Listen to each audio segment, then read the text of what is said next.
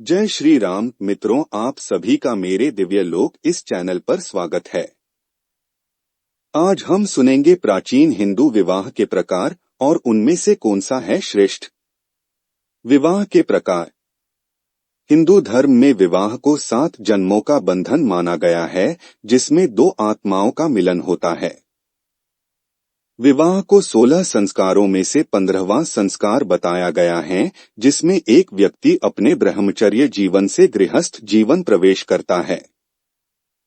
इसके साथ ही मनुस्मृति में विवाह को उनके प्रकार के अनुसार 8 भागों में विभाजित किया गया है। इन्हीं के आधार पर विवाह करने की परंपरा रही है। आज हम आपको विवाह के विभिन्न प्रकारों के बारे में विस्तार से बताएंगे। 1. ब्रह्म विवाह। ब्रह्म विवाह को सर्वश्रेष्ठ विवाह माना गया है, जिसमें 2 परिवारों का मिलन होता है। ब्रह्म विवाह की सबसे बड़ी विशेषता कन्यादान मानी जाती है।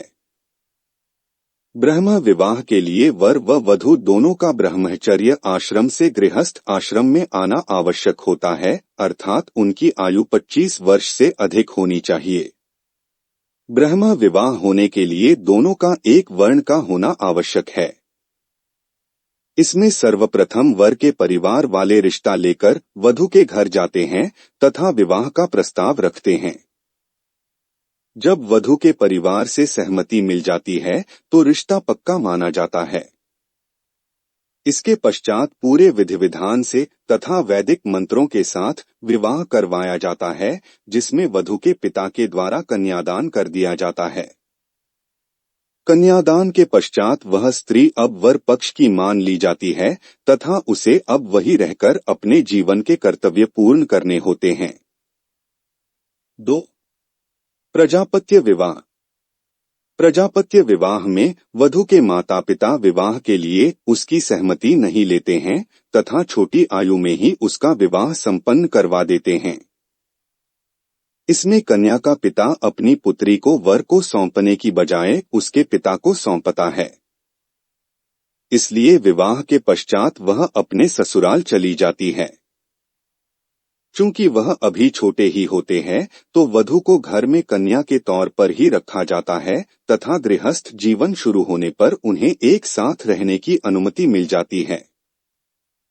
यह ब्रह्मा विवाह का ही एक स्वरूप होता है, बस इसमें विवाह पहले करवा दिया जाता है। 3. दैव विवाह। यह भी एक तरह से ब्रह्मा विवाह का ही रूप है, लेकिन इसमें कोई धार्मिक अनुष्ठान इत्यादि नहीं होता था। यह तब किया जाता था जब कोई व्यक्ति अपनी कन्या का विवाह करवाने में अक्षम होता था तथा उसके पास इतना धन नहीं होता था या कन्या का विवाह एक निश्चित आयु सीमा के भीतर नहीं हो पा रहा हो या उसके लिए कोई उचित वर न मिल पा रहा हो।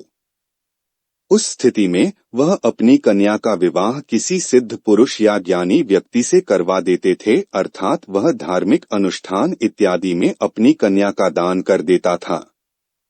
इसे ही दैव विवाह की संज्ञा दी गई है। यद्यपि धर्मशास्त्रों में दैव विवाह को जहां तक हो सके न करने को कहा गया है, लेकिन स्थिति के अनुसार इसका करना उचित समझा जाता था।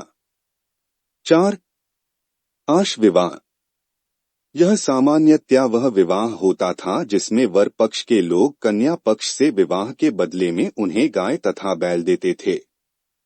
इसमें किसी प्रकार के धन का आदान प्रदान नहीं होता था, इसलिए इसे गोदान विवाह भी कहा जाता था।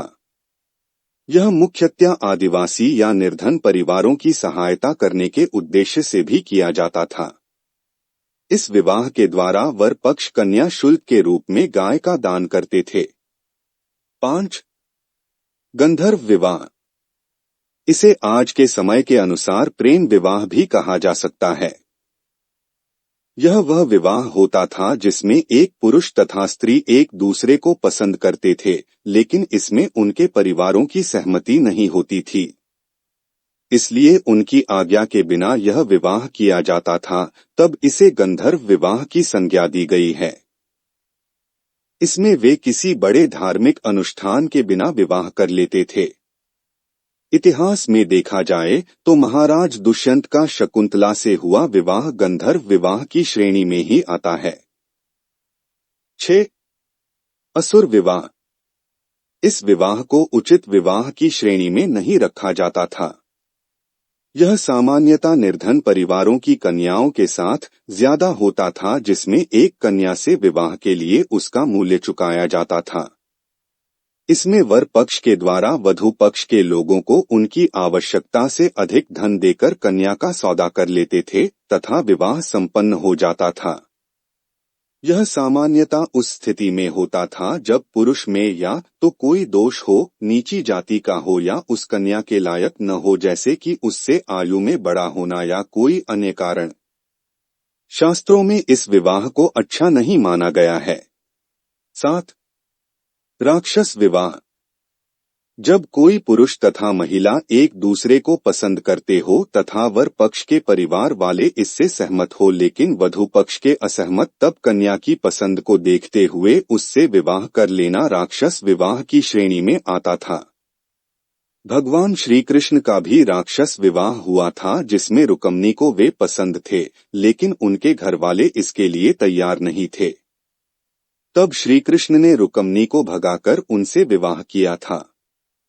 इसके अलावा अन्य प्रसिद्ध उदाहरणों में भगवान श्री कृष्ण की बहन सुभद्रा का अर्जुन से विवाह तथा महाराज पृथ्वीराज चौहान का संयोगिता से विवाह भी राक्षस विवाह ही था। 8. पैशाच विवाह। इस विवाह को सबसे अधिक अनुचित विवाह की श्रेणी में रखा गया है।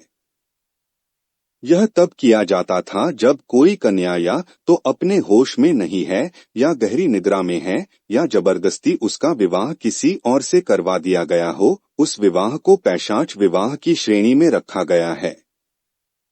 यह विवाह अनुचित विवाह ही होता था, जिसमें एक कन्या की सहमति के बिना किसी पराये पुरुष से उसका विवाह जबरदस्ती करवा दिया जाता था तथा जब उसे होश आता था तब उसे अपने विवाहित होने का पता चलता था।